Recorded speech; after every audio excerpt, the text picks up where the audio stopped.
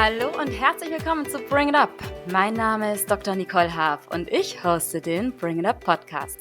Hier im Bring It Up Podcast möchte ich euch Tipps und Learnings im Zusammenhang mit dem Unternehmerdasein weitergeben, sei es aus eigener fachlicher Expertise oder auch durch Gespräche mit spannenden Experten und Unternehmern. Wer den Bring It Up Podcast verfolgt, der weiß, dass ich es ja auch liebe, mich immer wieder mit Expertinnen und Experten zu den Themen Marketing und Branding auszutauschen. Unter anderem einfach auch deswegen, weil ich persönlich davon überzeugt bin, dass darin einer der größten Hebel eines jeden Unternehmens steht. Heute soll es um die Themen Branding und Community Building gehen.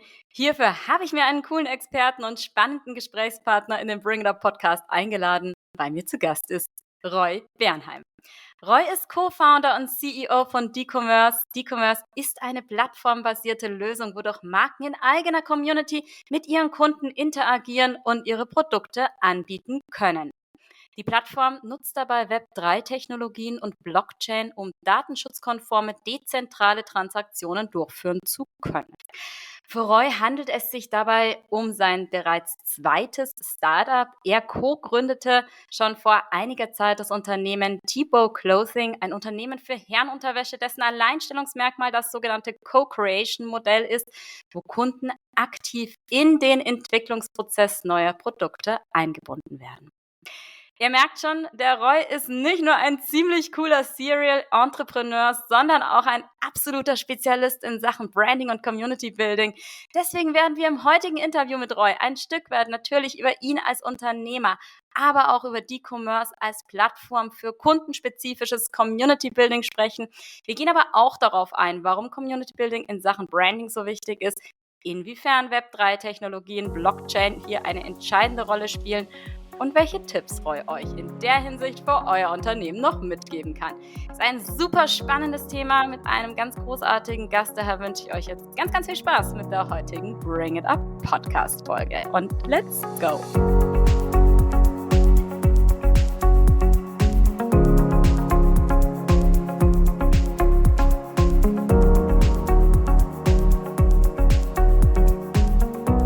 Hallo zu Bring It Up. Ich freue mich, dass ihr mit dabei seid. Ja, und Roy, hallo, schön, dass du heute mit dabei bist. Hey Nicole, freue mich hier zu sein. Ja, sehr, sehr cool. Vielleicht ganz kurz, wir kennen uns vom Founders Kite Club, davon auch mal ganz kurz erwähnen. Super coole Community mit Kitesurfern. Okay, kleine Nebenbemerkung, der Roy kann kiten, ich kann es nicht, falls das jetzt bei euch irgendwo aufkommen sollte. Roy, zum Warmwerden, wie geht's dir? Wie bist du heute durch den Tag gekommen? Wir haben Mittwochnachmittag. Wie geht's dir? Gut, sehr gut. Heute schon einiges an Content auch gearbeitet. Freue mich dann ein bisschen mehr darauf einzugehen. Und ready für den Podcast heute. Freue mich richtig. Sehr, sehr cool. Ja, ich freue mich auch. Wir haben es ja schon länger geplant, ne? Und irgendwie war aber dann so das Thema noch nicht so ganz. Und ich sage mal, irgendwie so eine grüne Banane schmeckt auch scheiße und irgendwann, wenn sie dann reif ist, die Banane, kann man sie essen. Und so war es halt auch das Thema. Es muss halt irgendwann muss es halt passen, ne? Und von daher freue ich mich, dass das heute geklappt hat. Roy, ich habe im Intro ja schon so ein bisschen was über dich gesagt. Du bist eine wahnsinnig spannende Persönlichkeit. Vielleicht magst du dich einfach selber noch mal vorstellen, ja, wer du bist, dein Werdegang, dass die Leute dich einfach ein bisschen greifbarer bekommen. Klar, gerne. Also kurz zu mir. Ich bin Schweizer, hört man vielleicht auch. Also zwischendurch. Bin aber schon seit ich nicht 15 bin, ziemlich global unterwegs. Damals in Argentinien, in Südostasien auch. Und habe dann mit 26 angefangen, eigenes Business aufzubauen. Also eigenes heißt auch mit meinem Mitgründer, mit Alan. Wir sind seit schon einigen Jahren Geschäftspartner und bauen da sehr, sehr eng zusammen, eben wie du gesagt hast, T-Bow und D-Commerce auf. Ich denke, was ich super spannend finde, auf persönlicher Ebene, was mich auch immer motiviert, ist, ist wirklich das Bauen an sich, Sachen zu entdecken und dann zu lösen und dann auch mit iterativem Feedback, auch mit verschiedenen Leuten in verschiedenen Regionen auch dann Produkte weiterzuentwickeln. Und das ist so ungefähr mein Werdegang. Wir tauchen da sicher noch tiefer ein. Ja, super spannend. Vor allen Dingen, was ich so toll finde, diese iterativen Schritte, ne? Zu sagen: „Komm, wir arbeiten in der Community“, und durch die verschiedenen Ströme, die dann eben auch einfließen, lässt sich da zum Schluss so ein tolles, sage ich mal, facettenreiches und vielschichtiges Produkt entwickeln, das in der Form gar nicht entstehen würde, wenn nur eine einzige Person eigentlich dran arbeiten würde, ne? Und deswegen, ganz, ganz toll. Lass uns vielleicht mal zunächst auf dein erstes oder euer erstes Unternehmen eingehen, weil ich auch glaube, so wie ich dich jetzt verstanden habe, dass das so quasi der Ursprung allen oder der Ursprung dessen ist, was D-Commerce heute darstellt, ne? Tebow Clothing. Wie du hast ja gesagt 26, ne? Also, mit 26 war ich mit Bibliothek und Lernen und Party machen beschäftigt. Okay, letzteres du vielleicht auch, so wie ich dich kenne. Aber zurückkommen zum Thema Tebow Clothing. Wie kam euch die Idee? Wie seid ihr da reingestartet und was für eine Vision hattet ihr damit eigentlich? Genau, also damals, was wir spannend fanden, es war halt wirklich ein paar Kriterien. Was klar war, ist, dass wir was bauen wollten. Gleichzeitig auch etwas, was relativ schnelle Feedback Loops möglich sind und was auch möglichst viele Leute erreicht. Das hat natürlich miteinander zu tun. Je mehr Leute wir schneller erreichen, desto mehr Feedbacks, heißt Daten, werden wir bekommen, um das Produkt, aber dann auch das Geschäft besser voranzutreiben. Das war so die Grundvoraussetzung und haben dann in Richtung Direct-to-Consumer geschaut, weil da erreicht man natürlich sehr, sehr viele Leute, digital, sehr schnell und waren so in dem Feld, so okay, E-Commerce finden wir spannend. Vorher war ich bei einem sehr, sehr großen Unternehmen, DKSH mit 30.000 Leuten und habe für die Marken in Asien, Südostasien aufgebaut. Also war auch so ein bisschen der Affinität für Brands und für E-Commerce, aber wirklich mit dem Kriterium, möglichst viel, viele Leute zu erreichen. Und dann von der Produktkategorie her, da gibt es ja sehr, sehr viele Sachen, was man anschauen kann. Und für uns ging es wirklich darum, eben noch möglichst viele Leute und möglichst oft, wenn möglich jeden Tag.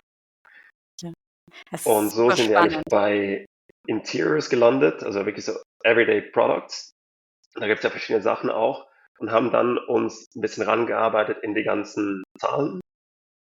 Heißt, Wiederkaufsraten, Margen, was sind da Kosten, die ankommen fürs Produkt, für die Logistik etc. etc. Und haben da ein bisschen verschiedene Kategorien angeschaut und dann schlussendlich als erstes Produkt bei Boxershorts gelandet. Und das aber auch, weil ihr weil quasi das Feedback der Kunden dann dort war, oder wie, vor allen Dingen, was mich da jetzt noch daran interessieren würde, wie seid ihr an die Daten herangekommen, ne? Also weil ehrlich gesagt, aber gut, die Frage kommt auch noch, aber da können wir auch später nochmal näher drauf eingehen. Äh, Wenn mich jetzt jemand anruft und sagt, würden Sie an einer Marktumfrage teilnehmen, dann nein, gar keinen Bock. Also, wie habt ihr das gemacht, ne? Oder seid ihr einfach mal in 'n Freundeskreis los und habt gesagt: „Hey, könnt ihr mal sagen?“ Also, ja, erzähl mal gerne, wie seid ihr da rangegangen an die Sache? Klar, also Freunde auf jeden Fall, aber uns war halt wichtig, dass wir halt was wirklich bauen können, was skalierbar ist für viel mehr Leute, dass wir nicht nur auf 10, 20 Leute zugreifen können, sondern viel, viel mehr. Und wie wir das gemacht haben, war nicht eine Kombination von Foren und Gruppen, auch Facebook-Gruppen oder Reddit und so weiter, wo wir halt wirklich aktiv mit Leuten ähm, ja, fast schon gearbeitet haben, also Fragen gestellt haben. Und dann irgendwann, und das zweite ist dann auch mit Marketing, also auch mit Paid Traffic, Performance Marketing, um so eigentlich noch ganz andere Zielgruppen zu erreichen, um zu verstehen, wie die reagieren und was für Feedback da wir bekommen, für eigentlich, was da für Bedürfnisse noch nicht gelöst wurden. Ja, aber ich finde es grad so spannend. Ich habe es dir jetzt im Vorgespräch auch schon erzählt, ne? Ich befasse mich ja mit Design Thinking sehr intensiv aktuell, und das ist ja genau der Punkt, ne, wo Thinking auch ansetzt, dass man eben sagt: „Was sind die Nutzerbedürfnisse?“ Und nicht, da gibt's ja immer auch diesen Satz so von Henry Ford, also, wenn ich die Leute gefragt hätte, was sie wollen, hätten sie schnellere Pferde gesagt, und eben Ne? Was war das Bedürfnis, schneller von A nach B zu kommen? Und ob es per Pferd oder per Auto ist, eigentlich völlig wurscht. Und deswegen finde ich das so interessant, dass ihr da schon sehr, sehr früh, ne? Das ist ja jetzt wahrscheinlich auch schon über 10 Jahre her, diesen Ansatz gefahren, oder 10 Jahre her, diesen Ansatz gefahren seid. Und interessanterweise Facebook-Gruppen, ne? Ich glaube auch, das ist so ein Tool, das unterschätzen wir manchmal noch. Dann denken wir so, Facebook Oldschool, würde ich mal mit diesen Facebook-Gruppen gar nicht so sehr unterschreiben. Ja, ich glaube, da auch kommt es wirklich auf die Produktkategorie drauf an und Ja. halt die Positionierung der Marke. Mhm. Heißt, eben für mehr ältere Audiences ist wahrscheinlich irgendwie Discord der falsche Channel, und umgekehrt auch. Also da kommt es halt davon, ja, wo ist eigentlich die Person, die mich interessiert, von wessen Feedback ich eigentlich haben möchte. Das ist auch extrem wichtig, natürlich zu wissen, was frage ich oder wie frage ich auch, aber auch wen. Boah, das ist so wichtig, was du gerade ernsthaft, ich finde das gerade so essentiell, da ist so viel schon mit dabei. So, such dir erstmal deine Zielgruppe und dann schau, also ich fasse es nur zusammen, ne? Und dann schau aber auch mal, wie erreichst du diese Zielgruppe? Und das Ja, ist ein super wichtiger Punkt. Und das hattet ihr aber dann, um da nochmal zurückzukommen mit Tibor, schon relativ früh erkannt, oder? Dass ihr gesagt habt, okay, wir wollen wirklich etwas entwerfen und auch weiterentwickeln, was auf die Kundenbedürfnisse ausgerichtet ist. genau. Also ganz zum Start haben wir einfach wirklich so Umfragen und rumgeschaut, was sind so Themen, die interessieren könnten und einfach mal ein erstes Produkt lanciert anhand des Feedbacks. Aber damals war das jetzt noch nicht die DNA der Brand. Das war noch nicht die Idee, sage ich mal. Die Idee so ist dann wirklich, also das war nicht mal die Idee, der Aha-Effekt ist gekommen, als wir unsere ersten 5000 E-Mail-Abonnenten hatten. Also wirklich Durchaufbau mit den Foren, mit Performance Marketing und so hatten wir irgendwann mal Leute, die sich eingeschrieben haben bei uns. Und dann haben wir so einen ersten wirklich extrem langen Fragebogen. Das waren 25 Fragen, fast alle so offene Fragen, so wie findest du das, wie ist so, was machst du? Und dachten, ja, da werden vielleicht, weiß nicht, 5% Antworten, wenn wir Glück haben. Also, und das war für Boxershorts. Also das war ungefähr die Erwartung. Und wir dachten, hey, wenn wir nur schon 20 Antworten bekommen, super. Und haben dann über 2000 Antworten bekommen. Alter, Also jetzt ernsthaft. 40% der Leute. Und für uns war das zuerst so ein bisschen, ja, weird, so überraschend. Warum wollen die so über Unterwäsche reden? Aber zweitens war das halt für uns auch so, aha, da ist irgendwas. Irgendwas passiert da, was jetzt nicht nur, es geht jetzt nicht um Unterwäsche nur jetzt hier, sondern haben so ein bisschen rausgezoomt, um wirklich den Zeitgeist. Dass eigentlich Kunden heutzutage entweder mitwirken wollen oder zum Teil fast schon erwarten, eine Stimme zu haben, um mitwirken zu können bei ihren Lieblingsbrands, Lieblingsprodukten quer durch. Und es gibt ja auch, also zum Beispiel Netflix hat ja Birchbox rausgegeben, wo halt die Zuschauer dann wählen können, wo es durchgehen soll, also die Geschichte. Und alles solche Experimente. Und das gab es halt noch überhaupt nicht im B2C-Bereich und schon gar nicht im Herren-Wäsche-Bereich. Und dann haben wir das eigentlich zur DNA gemacht, der Marke. Wow. Boah, ich finde das gerade. Und was du sagst, da ist so viel Wichtiges auch mit dabei, dass du dieses der Kunde will eine Stimme, so ein toller Satz, der Kunde will eine Stimme beim Produkt haben, ne? Er will, und ich finde, was da total schön wieder rauskommt, es entspricht auch so ein Stück weit dir als Person, ne? Du hast am Anfang gleich gesagt: „Ich baue einfach gerne Sachen.“ Und genau das willst du ja jetzt mit deinen Unternehmen den Leuten auch wieder zur Verfügung stellen, ne? Diese Möglichkeit hier, so, also ich drücke es jetzt mal bildlich aus, ne? Hier habt ihr die Lego-Steine und könnt selber weiterbauen und deswegen ganz, ganz toll. Wie habt ihr jetzt das mit D-Commerce? Da habt ihr ja quasi diese Idee dann, ich sag's jetzt mal, perfektioniert, ne? Also da seid ihr ja dann weitergegangen, habt gesagt, okay, scheint zu funktionieren. Die Leute beantworten unsere Fragen. Wie seid ihr dann auf D-Commerce gekommen und ja, was macht ihr damit vielleicht auch eigentlich? Ich habe es ein bisschen angedeutet im Intro, aber bitte sag's gerne nochmal so auch in deinen Worten. Ja, da gab es eigentlich ein zweites großes Aha-Moment. Das war, als wir realisiert haben, okay, wir haben die Community, das ist auch so ein Wort, da können wir nachher ein bisschen weiter darauf eingehen, aber die ist komplett verteilt. Also gewisse Leute sind halt eben auf Facebook, die anderen auf Instagram, da haben wir es waren halt dann 200.000, 300.000 Leute in E-Mail, die sich eingeschrieben haben und haben halt Feedbacks von verschiedenen Orten bekommen, die wir halt sehr, sehr schwierig erstens strukturieren konnten und zweitens auch nicht wirklich gewichten konnten. Heißt, das, was ich vorher gesagt habe, ja, auf wen sollen wir dann hören? Auf die Person, die einfach sehr laut schreit, auf Instagram zum Beispiel, oder die Person, die ihr vielleicht eine E-Mail schickt mit Input. Und da sind halt die Daten extrem wichtig. Und dann haben wir halt realisiert, dass alles, was wir auf sozialen Medien aufgebaut hatten, bis dahin mehrere 100.000 Followers, dass wir das gar nicht besitzen. Also das sind gar nicht unsere Followers. Die haben wir bei der Plattform gemietet und wenn wir uns gut verhalten, dann zeigt also ihr Algorithmus unseren Content der Person. Ganz, ganz toller Ansatz, ne? Auch so nochmal das weitergedacht. Sorry, dass ich da gerade reinspringe, aber dieses zu sagen, hey, nur weil ich glaube auch, das ist ein ganz, ganz wichtiger gesellschaftlicher Punkt für ganz viele Influencer auch. Wir besitzen diese Community nicht. Den Absolut, also das Gedanken, war uns ja, auch nicht so bewusst, dass wir gestartet sind, natürlich. Das ja. wurde erst dann uns bewusst, dass wir gemerkt haben, hey, wir machen eigentlich besseren Content. Wir glauben, wir sind auch engaged, haben auch mehr Followers. Aber irgendwie kriegen wir weniger Likes, zum Teil auch dann weniger Engagement. Warum?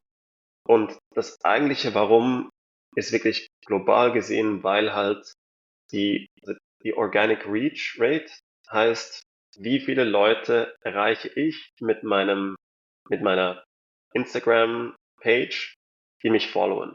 Organisch. Heißt, ohne dass ich nochmal bezahlen muss für Marketing. Und die Zahl war letztes Jahr schon bei unter 2%. Anders ausgedrückt, ich erreiche weniger, also ich erreiche 98% meiner eigenen Followers nicht. Das ist ja Wahnsinn, ne, wenn du das mal überlegst. Du hast diese Follower von ich weiß nicht wie vielen Hunderttausenden und du erreichst aber 98% davon nicht. Sorry, ist 'ne reine Verschwendung. Genau, und das ist natürlich jetzt ein Durchschnitt für alle Brands, also alle Marken, Influencers. Da gibt's gewisse, die natürlich viel besser performen, andere schlechter. Aber das ist so die Erwartungshaltung. All die Followers, die ich habe, erreichen nur 2 von 100. Ja. Und als wir das realisiert haben, dann dachten wir, okay, wir müssen da was machen, damit wir die Community, die wir aufbauen, wir geben ja Geld dafür aus, Zeit, wir bauen Content, dass wir die wirklich bei uns auf der Page haben können und dass wir auch verstehen, wer die sind. Und auch verstehen können, auf wen hören. Heißt, wer kauft eigentlich schon bei uns ein? Krass, ne? Weil im Grunde genommen ist ja oder geht das ja auch wieder zurück zu dem Thema, schafft dir eine loyale Fanbase. Und das ist es ja im Grunde genommen, was ihr dadurch ja auch macht. Ihr holt euch die wirklich so begeistert von euch sind. Ich meine, das kann man ja jetzt, muss man ja gar nicht so sehr nur auf ein Unternehmen, perfekt, ne? Aber das kann man ja eigentlich auch auf Persönlichkeiten, ne? Wenn jetzt hier der eine oder andere Influencer zuhört oder Influencerin zuhört, das kann auch ein wahnsinniger Shift sein im Mindset zu sagen, hol dir deine loyalen Fans auf deine Seite rüber. Genau, und da ist ganz wichtig zu sagen, klar, die ganzen Plattformen sind extrem wichtig und gut für Awareness, neue Followers zu bekommen. Also wirklich so, also in der Industrie sagen wir den Top of Funnel. Aber alles, was Bottom of Funnel ist, also das sind schon entweder Fans oder Leute, die schon gekauft haben, die dann aber direkt wirklich im eigenen Umfeld haben zu können, das ist halt dann extrem wichtig, um die Balance zu schaffen. Ja. Ja. Magst du mal vielleicht ein konkretes Beispiel ich habe es ja im Intro auch so ein bisschen gesagt, ne, ihr habt ja mittlerweile auch wirklich große Marken, ne? Magst du vielleicht einfach mal, damit man das damit's ich mag's, wenn's konkret wird, ne? Wenn man sagt: „Erklär das bitte mal so, damit's meine Oma oder das fünfjährige Kind versteht.“ Magst du mal vielleicht einfach in deinen Worten erklären, wie dann das genau über D-Commerce also, wo ihr ansetzt und wie's umgesetzt wird? Klar, sehr gerne. Also vielleicht ganz kurz, was ist E-Commerce? Mit E-Commerce haben wir eine White-Label-Lösung, das heißt im Look der Marke, die wir anbieten, dass eigentlich Marken auf ihrer Webseite oder auf kleinen Event-Webseiten ihre eigene Community haben können und mit der interagieren können und diese auch für die Interaktion belohnen. Jetzt, was heißt das konkret? Beispiel Thalia. Thalia ist, ich sagen, sehr, sehr bekannt für ihre, vor allem auch super, super engageden Store Managers, also Leute, Buchhändler und Buchhändlerinnen, die halt wirklich kennen die ganzen Bücher, die sind super belesen, die können sich richtig austauschen und sagen, ein Großteil der Leute, die halt sehr, sehr gerne lesen, die gehen zurück in die Buchhandlung, um sich eben auszutauschen, um auch Buchtipps, neue Buchtipps zu erhalten von den Buchhändlerinnen. Also wie so eine Art Book Club, ne? Den man dann so kreieren könnte. Genau, und das funktioniert super stark, schon seit langer Zeit offline, heißt im Laden, in der Buchhandlung. Was wir jetzt mit Thalia haben, ist, dass wir eigentlich wir nennen es die Book Lover Society, Thalia nennt es die Book Lover Society, online gebracht. Dass wir eigentlich eine Community, also wirklich so einen Leseraum, Leseklub ermöglichen auf der Thalia-Page, wo sich Book Lovers austauschen können. Wir haben da im Raum Hamburg das startet mit dem Fokus wirklich auf so Young Adults, also wirklich ganz spezifisch auf eine Gruppe mal zugegangen und zu schauen, wie das so reagiert, ob da die Book Lovers mitmachen und wie das Engagement so ungefähr ist. Ich finde das super spannend. Oh Gott, mir kommen da auch gleich schon 3000 Ideen. Das muss ich dir aber hinterher alles sagen, weil sonst kriegen wir die Podcast-Folge noch nicht. Sonst machen wir hier einen Hörbuch und keine Podcast-Folge. Aber boah, bitte lass mich das nicht vergessen, weil ich habe gerade so eine coole Idee. Das muss ich dir nachher nochmal sagen. Das ist vor allen Dingen halt das Schöne und da kommt ja auch wieder diese Gedanke so schön durch, dieses wie kannst du die Menschen mit den gleichen Interessen, mit den gleichen Bedürfnissen bündeln über die Marke quasi, ne? Und deswegen, ich finde es auch gerade super schön nochmal, ne? Wenn ich hier einen Anruf kriege von einer 0800-Nummer, also in Deutschland sind immer die 0800-Nummern, wo du nicht rangehst, weil da weißt du schon, das ist irgendeine Kundenbefragung. Aber so, das ist ja ein ganz anderer Ansatz, den ihr da fahrt, indem ihr quasi schaut, dass ihr die Leute wirklich an euch heran oder an die jeweilige Marke herantragt. Und was mir da in dem Zusammenhang auch gerade noch kommt, wie geht ihr vor, wenn jetzt eine Marke auf euch zukommt? Da müsst ihr ja auch euch erstmal überlegen, okay, warte mal, also wie können wir jetzt da wieder so, also kreativ euch auch überlegen, was können wir denen jetzt anbieten? Also vielleicht auch da mal meine Frage, wie geht ihr da an den Prozess ran, dass ihr sagt, okay, warte, was können wir wie können wir jetzt da der Marke so eine Community aufbauen? Genau, das ist auch mega wichtig. Wir schauen das halt wirklich holistisch an. Also wir sind klar, unser Produkt ist Software, ist eine Lösung, die das Ganze ermöglicht. Aber wir sind auch da wirklich, um die Strategie mit aufzugleisen, mit der Erfahrung, die wir jetzt gesammelt haben in den letzten paar Jahren, weil wir gesehen haben, was richtig gut funktioniert, was vielleicht weniger, auch für verschiedene Zielgruppen. Also wir sind wirklich da, so ein Erstmeeting ist mal so ein bisschen Fragen zu stellen zu dem Thema Community. Ja. Was heißt das momentan für die Marke? Gibt es eine Community? Wo lebt die? Also ich meine jetzt leben nicht unbedingt welche Region, aber wo tauscht sich die aus momentan? Also wirklich so zuerst mal zu verstehen, woher kommt man? Die Menschen Und verstehen, ne? dann, genau, wirklich zu verstehen, wie das momentan ist und dann auch zu verstehen, weil das Thema Community ist natürlich sehr, sehr heiß und ich denke, so ein bisschen die, sagen so Nachhaltigkeit und generell digitale Medien sehr, sehr wichtig. Aber da geht es wirklich zu verstehen, was heißt das für die jeweilige Marke, das jeweilige Unternehmen. Und dann, was will man damit erreichen? Und da geht es eigentlich meistens darum, dass wir das möglichst einfach machen möchten für die Marke, dass wir sagen, hey, wir können das zum Beispiel für ein spezifisches Event, zum Beispiel für einen Produkte-Launch, dass wir oder sogar vor dem Produkte-Launch eine exklusive Community macht mit einer ganz, ganz spezifischen Gruppe der Kundschaft zum Beispiel. Und da mal zu schauen, wie funktioniert das, was ist eigentlich das Feedback, was sind die Metriken, die man damit erreicht, dass man auch einen Anfang und ein Ende hat von so einer Kampagne. Weil oftmals natürlich ist das Thema Community, wenn man da sagt, hey, wir machen eine Community und die wird riesig und die lebt die nächsten 20 Jahre, dann kann das auch ein bisschen eine Hemmschwelle sein. Wenn wir sagen, nee, wir brechen es runter, das ist eine Aktivation für einen Monat, 2 Monate, dann ist es natürlich viel einfacher. Und es schafft Exklusivität. Und Exklusivität macht die Sache natürlich schon wieder interessanter, ne? Das ist ja auch so ein, also, klar, ich bin Anwältin und habe jetzt nicht viel Ahnung von Marketing, aber das habe ich auch schon gelernt. Exklusivität ist immer etwas, was Absolut, absolut. Und es ist auch eine gewisse Wertschätzung. Also ich glaube, was wir immer raten, ist eigentlich so einen Dialog zu suchen mit der Kundschaft und denen zu sagen, hey, schau, wir planen da was und du bist eingeladen, dabei zu sein als einer der ersten. Da dürfen zum Beispiel nur so und so viele dabei sein und das läuft nur für einen Monat und das ist das Konzept und wir wollen dich dabei haben und dann machen wir das wieder zu und schließen das.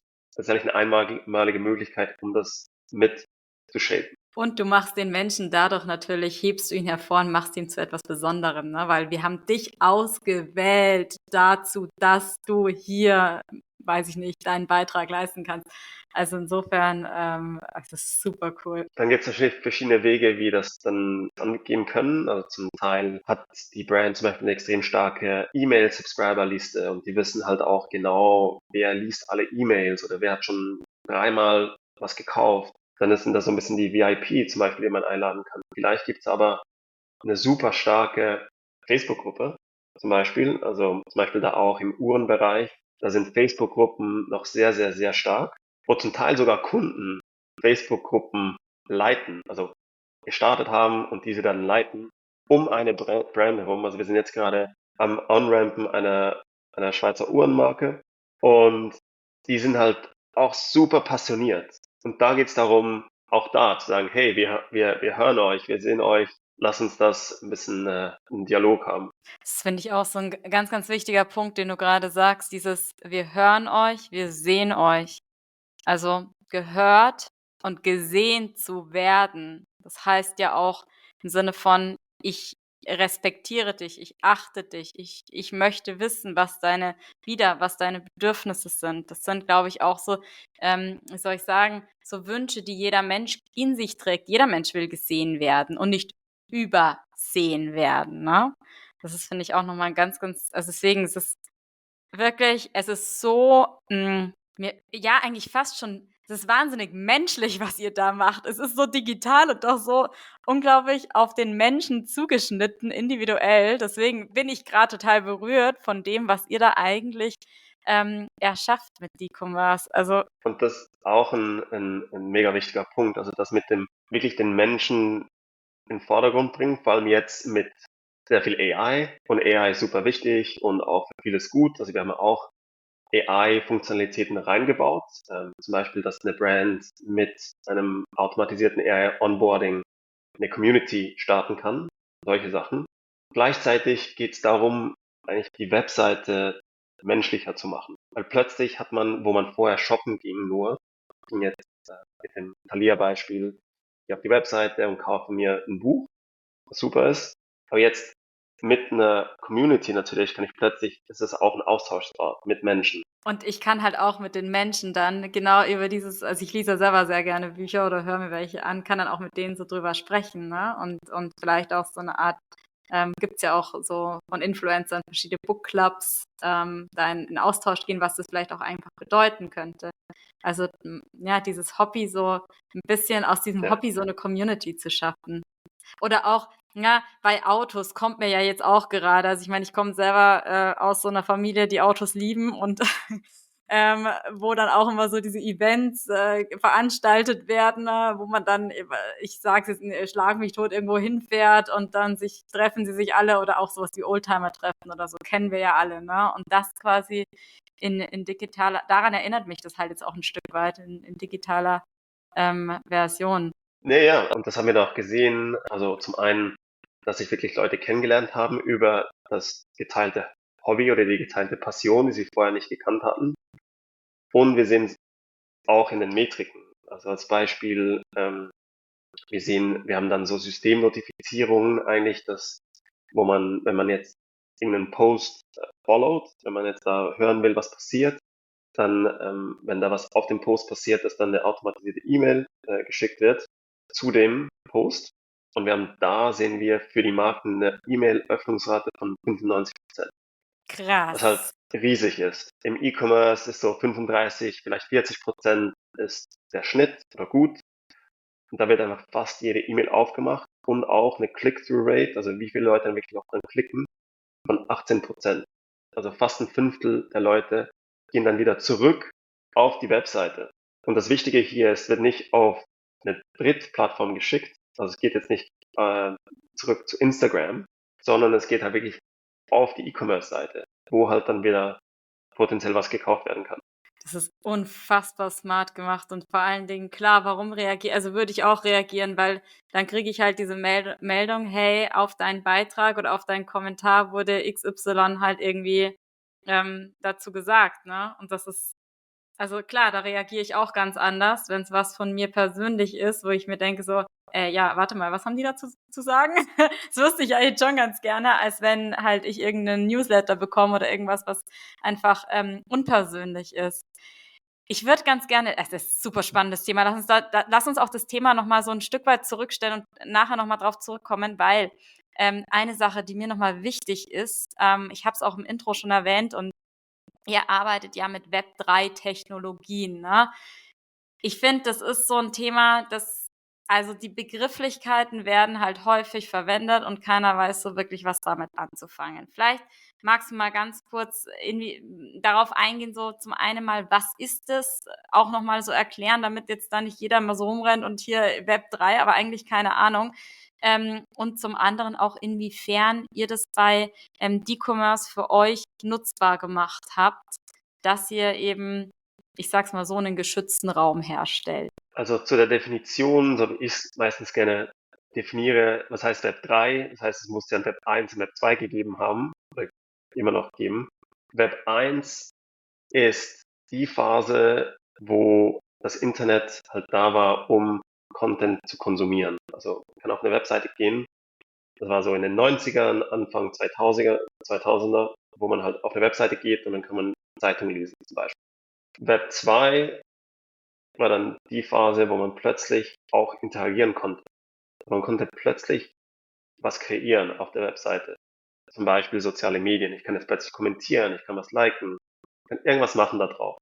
Und der Sprung ins Web 3, Web 3 ist eigentlich, wenn ich etwas mitbesitzen kann, online. Und das ist eigentlich der springende Punkt. Das heißt, in Web 2 mit sozialen Medien konnte ich all das machen.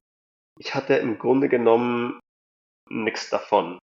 Also ich hatte was davon, von dem Moment vielleicht, aber jetzt nicht im Sinne von Besitz oder irgendeinen Reward.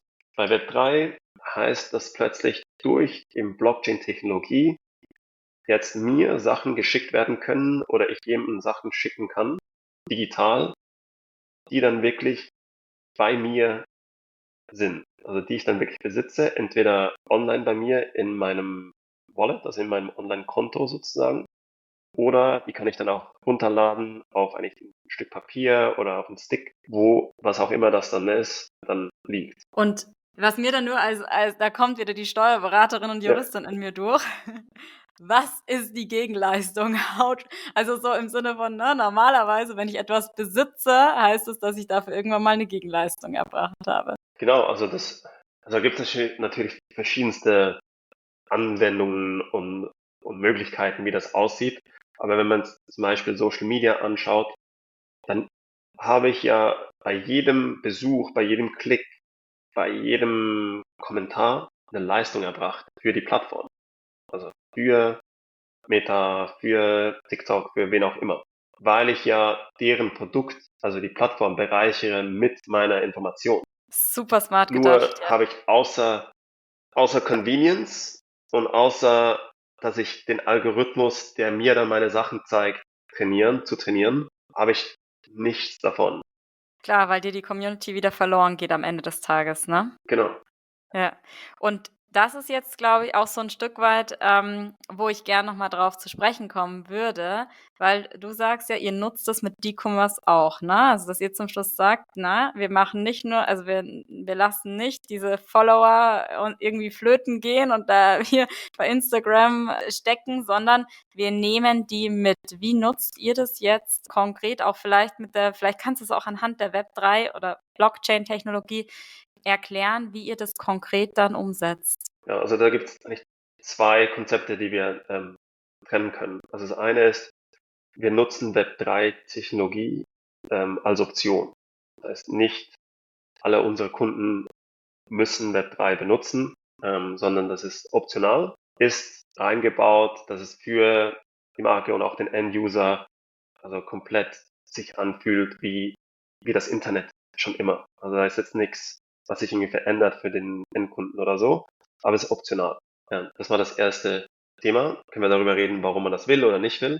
Und das zweite ist, wie wir es nutzen, ist, dass es gewisse Marken gibt, die halt sagen, hey, ich will, dass die Person für ihren Beitrag, ein Beitrag kann, wir haben da verschiedenste Möglichkeiten, wie so ein Beitrag aussehen kann, dass die belohnt wird dafür. Und da gehen wir jetzt Territorium Loyalty-Programme, Treuepunkte zum Beispiel, was ja traditionell fast immer ist, je mehr du kaufst, desto mehr erhältst du Punkte oder Rabatte. Was sehr transaktional ist. Also es ist einfach so, kauf mehr, dann kriegst du mehr Rabatt. Plus minus. Sehr vereinfacht, aber ungefähr so. Und was wir halt gemerkt haben, was extrem gut funktioniert, zum Beispiel bei Tivo, auch bei anderen Cases, ist, dass wir sagen, okay, das ist gut. Und je mehr du engagest, also je mehr du kommentierst, je mehr du mitarbeitest, also ist ja mitwirkst auf irgendeine Weise, desto mehr erhältst du dann Rewards. Und Rewards können halt Sachen sein, wie auch Coupons oder Discounts, aber auch halt ein Badge, der dann sagt, hey Nicole, beim nächsten Launch erhältst du 2 Wochen vor allen anderen Zugang zum neuen Produkt. Das ist natürlich super smart gemacht, ne? Weil du dadurch die Leute, also dann hat natürlich jeder ein Interesse daran zu sagen, ja klar, da like ich jetzt oder ich teile es in meiner Story oder was auch immer, und engagiere mich da halt ganz anders. Das ist super smart gemacht. Kommt mir auch gerade, machen ja manchmal auch Hotels, wenn die irgendwie sagen, ja, hier wieder 2 Wochen ein Wochenende könnt ihr irgendwie in dem Hotel verbringen, wenn ihr das jetzt teilt in der Story und kommentiert und der oder die gewinnt es halt dann, ne? Also es ist ja ein ähnliches Konzept im Grunde Mhm. genommen. Mega, Genau, mega es ist cool. einfach voll automatisiert und komplett skalierbar, Mhm. weil das halt, wir haben Sachen wie zum Beispiel, kannst ein bisschen dann, wie so ein bisschen Duolingo-mäßig, also Sachen für Onboarding, wenn du deinen Namen einträgst, wenn du ein Profilbild hochlädst, wenn du dein erster Post, 5 Posts in 5 Tagen, solche Streaks, um auch so ein bisschen so das Habit zu formen, wieder zurück auf die Webseite zu kommen. Sachen wie zum Beispiel auch eben auch an einer Umfrage teilnehmen. Wähle das Produkt des Monats und wenn du mit abgestimmt hast, erhältst du direkt ein Badge. Oder ich kriege ja gleich Ja, 3 Badges, wenn ich dann an einer 25-Fragen-Umfrage teilgenommen habe. genau. Ja, genau, Genau, weil okay. vorher, also auch wieder zurück auf den Punkt, also ich meine, mit Tibo, das haben wir halt gemerkt, das Einzige, was wir machen konnten, wirklich, ist entweder einfach denen zu danken auf Social Media, einfach so, thank you, dass du da was geschrieben hast, oder dann halt wirklich manuell, mühselig, jede einzelne Person einen Couponcode schicken oder sowas. Das dauert Das ewig, geht ne? für ein paar Leute, aber wenn du jetzt Hunderte, Tausende, Zehntausende Kunden hast, dann geht's halt nicht. Ja. Ich finde es richtig, richtig, richtig cool. Ich möchte noch mal auf ein Thema, auch wenn uns so die Zeit jetzt auch so ein bisschen davonrennt, aber lass uns trotzdem ein Thema, das mir auch wichtig ist, vielleicht weil ich auch aus diesem Bereich komme, ne? Stichwort, Risiken und Gefahren. Das heißt, wenn ich natürlich jetzt 'nen Kunden habe, du kennst das ja, diese ewigen Nörgler und auch das Thema, wie sagt man so, Shitstorm-Auslöser, ne? Es gibt einfach so Leute im Internet, die sich gerne, einfach nur negativ kommentieren, um andere Menschen runterzumachen. Ich kann mir vorstellen, dass sich solche Menschen vermutlich dann auch auf den Webseiten der einzelnen Marken wiederfinden, ne? Das ist, ich weiß nicht, vielleicht ist es auch eine psychische Krankheit, man weiß es nicht, aber die wird man sicherlich auch da finden. Wie löst ihr das? Gibt es da so eine Art Verhaltenskodex? Kann man dann sagen: „Okay, man schmeißt die irgendwann raus. Wie löst ihr das Problem? Weil weitergedacht, ne, sowas kann ja ganz schnell einer Marke auch schaden, wenn man da nicht schnell reagiert vor allen Dingen. Absolut, und das ist auch eine Frage, die wir oft natürlich dann bekommen von den Marken. Und da gibt es zwei Sachen, die relativ einfach sind, aber wichtig sind zu machen und haben da auch nie dann nachher Probleme gehabt. Also das erste ist, dass man zu Beginn die Leute einlädt, die schon positiv gesinnt sind. Und da ist nochmal ganz wichtig, dass man sich überlegt, was will ich mit einer Community und was ist so der Ton, den ich kreieren möchte. Wo geht's denn schon? Und da denken wir halt immer so ein bisschen an ein Festival. Community ist so ein bisschen wie ein Festival bauen. Und als erstes, also klar kann man sich in einer riesen Location mieten und ein riesen Announcement machen, wir machen jetzt das neue riesen Festival. Also natürlich ein großes Risiko. Was wir da raten, ist zu sagen, hey, starten mal mit einer kleinen Dinnerparty und einer kleinen Hausparty, wo man halt wirklich nur Leute einlädt, wo man weiß, hey, die passen zusammen, die finden das Ganze sowieso cool und sind vielleicht sogar noch eben auch excited dabei zu sein. Das ist schon mal so einen ersten Ton zu setzen, weil wenn man dann Leute einlädt, da so ein Störefried, der hat dann eigentlich fast gar keinen Platz, weil ja, wenn du halt 100 oder 1000 Leute hast, die voll gut miteinander funktionieren und da ist auch schon ein gewisser Kodex da, untereinander rein aus der Dynamik raus, dann da funktioniert das fast gar nicht. Und das Zweite ist, klar, dann gibt's auch ganz klare Verhaltensregeln, die jede Brand setzen kann. Wir haben da auch gewisse Templates, funktionieren, kann aber auch abgeändert werden, wo halt, wenn jemand neu reinkommt, lesen muss und auch sagen, ich stimme dazu. Und wenn da jemand dagegen verstößt, kann man auch zurückgehen und sagen, hey, aber du hast gesagt, das und das passt nicht auf die Regeln hin und dann entweder direkt rausnehmen oder halt nochmal eine Chance geben. Und vielleicht das Dritte, das ist noch technischer, wir haben da auch AI reingebaut, wo man sehr filigran einstellen kann, was mit Bild, aber auch Text da reinpasst. Also mit so Worten, Keywords und auch Gewaltsausdrücke oder solche Sachen, die werden gar nicht angezeigt. Ja. Mega Ja. gut, vor allen Dingen, also den ersten Punkt, den du da erwähnt hast. Du schaffst eigentlich schon so eine, ich weiß, oh Gott, mir kommt nur gerade so ein englischer Begriff, so Loving Community, ne? Also so eine Community, die Ja. so oder so nur drauf aus ist: „Hey, wir mögen uns eigentlich alle und hier hat keiner ein Interesse daran, dem anderen nur irgendwie was, also blöd zu kommen, ne, oder irgendwas schlecht zu machen.“ Deswegen, oh Gott, noch ich bin so begeistert, weil wir hatten ja im Vorgespräch auch über ein paar Sachen gesprochen und das, wirklich, es triggert gerade so viele Punkte in mir an. Deswegen ganz, ganz toller Gedanke, Roy. Worauf ich noch ganz gerne zu sprechen kommen würde, ist so das Thema Veränderung der Marke. Also, es ist ja schon so, dass dadurch, dass jeder da mitbauen kann an der Marke, sich die Marke auch verändert. Würdest du das als negativ sehen oder vielleicht ist es, ich meine, die Frage ist halt auch immer so, ist es gewollt, ist es nicht gewollt? Ich meine, das Kind auf der Kinderschokolade, ich weiß nicht, ob du Kinderschokolade kennst in der Schweiz, das hat sich ja auch über die Jahre verändert, ne? Ist ja auch nicht mehr das Gleiche, Mhm. aber ich weiß auch gar nicht, ob man das jetzt als negativ oder positiv sehen kann, aber vielleicht kannst du da auch so eine Meinung dazu abgeben, inwiefern das gewollt oder nicht gewollt ist und was man da auch tun kann.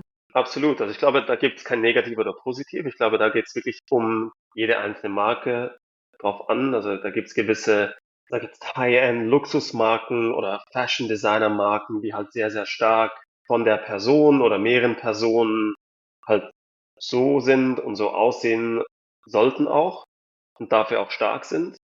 Und dort ist das natürlich dann, ja, vom Branding her jetzt nicht ein Mitreden oder ein Thema.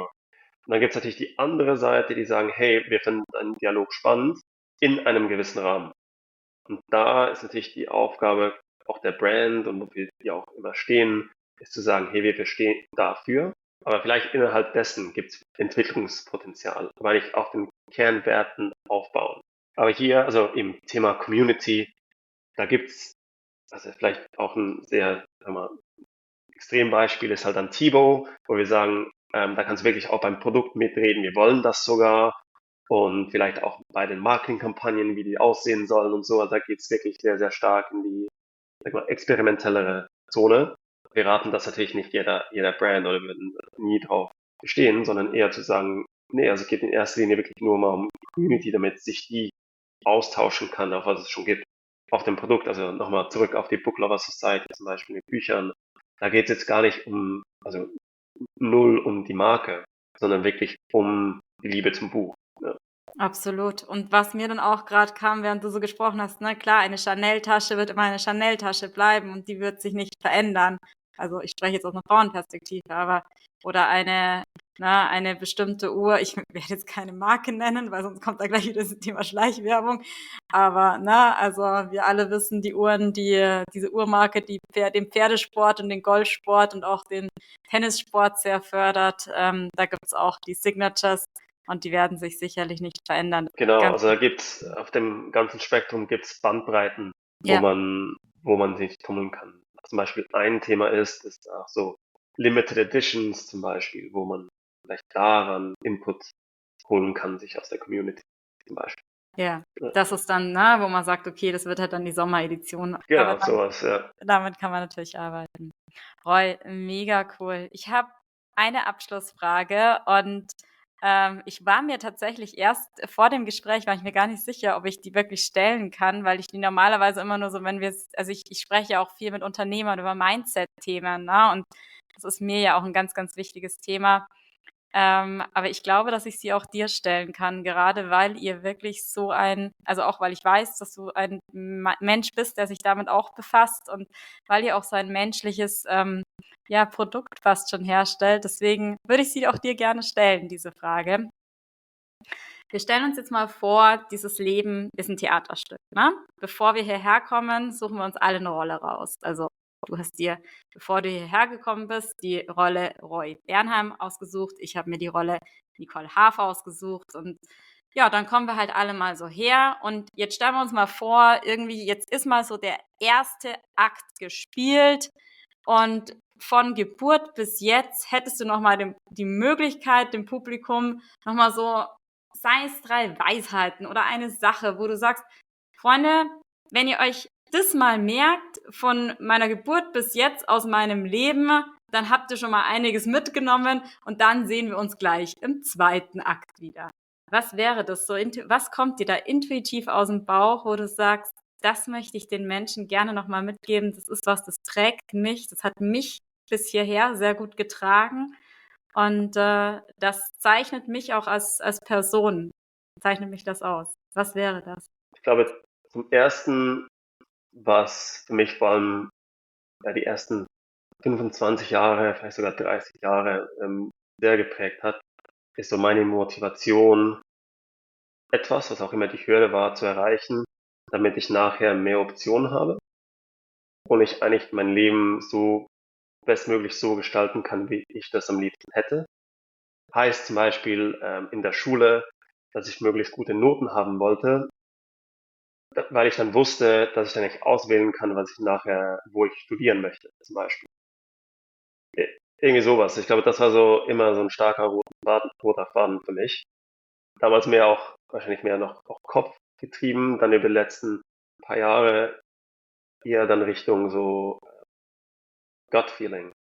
So das Thema Gut Feeling auf das zu hören und auf dem eigentlich auch gehen zu können. Also ich war auf dem, nach dem Gehör zu verschaffen. Und was für mich da so in der ersten Episode, wie du gesagt hast, so ein springender Punkt war, ich habe mit so einem NFL-Spieler, ehemaligen NFL-Spieler gesprochen und der hat mir da so ein bisschen erzählt von seinen Trainings und so und hat dann gesagt, hey, und weißt du, das Gut-Feeling, das ist kein Gefühl, sondern das sind Daten. Ich so, was, wie meinst du das? Das ist doch einfach ein Gefühl.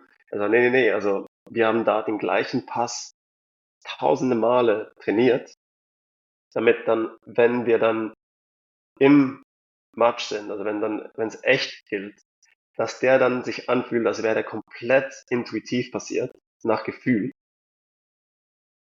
Aber der ist eigentlich komplett datengetrieben. Und das hat für mich dann wirklich komplett eingeleuchtet, auch eher so analytisch unterwegs. Ich sagte, ja, es stimmt eigentlich. Das ist so die ganzen Erfahrungen, die ich gesammelt habe über die ganze Zeit, kommen da irgendwie rauf. Und bringt mich dann rüber zum dritten Punkt. Da geht es eigentlich zum Thema so Präsenz. Ähm, und das Präsenz, ja ich erst die letzten 2, 3 Jahre so am Lernen bin, dass das auch ein Skill ist. Also dass das etwas ist, was man sich aneignen kann und trainieren kann. Und da das Zusammenspiel auch mit dem Gut Feeling heißt eigentlich, dass je präsenter ich bin, und bin ich sicher nicht immer und auch nicht oft, wahrscheinlich sogar, aber wenn das da ist, dass ich dann auch sehr, sehr stark auch das Gut Feeling, wenn ich besser verstehe und besser höre. Ganz, ganz toll. Oh, ich liebe das. Also dieses Bauchgefühl, ne? Dieser Das Intuition ist zu es. folgen, Genau. und diesen Fokus zu setzen, präsent zu sein, hier zu sein. Roy, es passt unglaublich gut auch zu dem Gespräch, weil es war 100% Aufmerksamkeit heute, es war 100% Fokus. Ich danke dir für dieses wahnsinnig offene, ehrliche, menschliche Gespräch. Da war so viel auch, was mich so im Herzen berührt hat, ne? Und ich glaube, du weißt auch warum. Können wir auch gerne nochmal drüber sprechen. Also ich danke dir wirklich von ganzem Herzen für dieses Gespräch. Das war unglaublich cool, unglaublich schön. Ganz, ganz tolles Produkt. Vielleicht magst du noch mal ganz kurz, bevor wir beenden, sagen, wie man euch findet, welche, welche Social Medias man verlinken darf. Dein Buch, deine Show, nein, sag mal, also deine Show ist ja wirklich, ne, du hast ja selber einen Podcast, sag mal ganz gerne, was ich verlinken darf alles. Klar, gerne. Also am besten findet man mich ganz einfach auf LinkedIn, Roy Bernheim, und uns als Firma D-Commerce auf dcommerce.com und auch auf LinkedIn. Mhm. Und vom Podcast, genau, wir haben auch einen Podcast, E-Commerce Podcast, und der ist auf YouTube, und am einfachsten einfach E-Commerce eingeben, dann sollten wir zumindest zuoberst kommen, und wenn nicht, der E-Commerce Podcast sollte dann erscheinen. Genau. Und ich wollte mich auch mega fest bei dir bedanken, auch für die ganze Vorbereitung.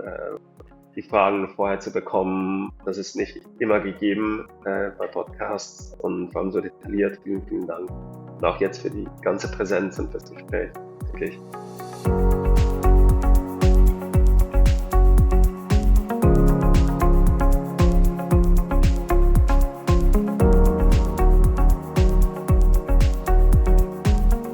Ja, ihr Lieben, schön, dass ihr bis jetzt mit dabei wart. Es war so ein unfassbar cooles Gespräch. Der Roy hat euch ja gerade auch gesagt, wie ihr D-Commerce findet. Er hat euch auch gesagt, wie ihr ihn findet. Ich verlinke es euch auch alles in die Shownotes. Ja, und ansonsten, mich findet ihr, das wisst ihr mittlerweile, auf LinkedIn und auf Instagram unter @Dr. Nicole Haaf. Ich sag's euch auch jedes Mal, bitte, bitte, bitte, hinterlasst mir eine 5-Sterne-Bewertung überall, wo ihr eure Podcasts genießt. Bitte empfehlt den Podcast weiter an alle, für die er gut ist. Und wenn ihr den Podcast gut findet, dann macht es bitte sowieso. Ich freue mich da immer. Ihr könnt auch natürlich immer gerne mit mir in Kontakt treten. Ansonsten, wie gesagt, dranbleiben, ihr Lieben. Es kommen noch coole Interviews bis Ende des Jahres. Und ja, dann hören wir uns nächste Woche wieder. Bis dahin, tschüss und Servus.